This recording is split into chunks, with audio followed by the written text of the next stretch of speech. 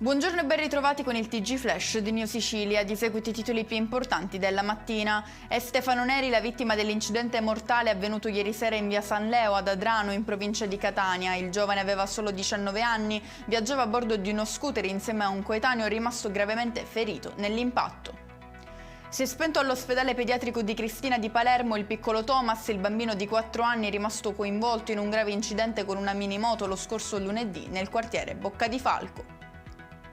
Ci spostiamo nel Trapanese, teatro dell'ennesima tragedia sul lavoro. A perdere la vita un operaio di 35 anni, Pietro Zito, schiacciato da una porta blindata che sarebbe crollata improvvisamente travolgendolo. L'uomo, che lavorava come dipendente di una ditta di carini specializzata in infissi, era al lavoro per consegnare del materiale.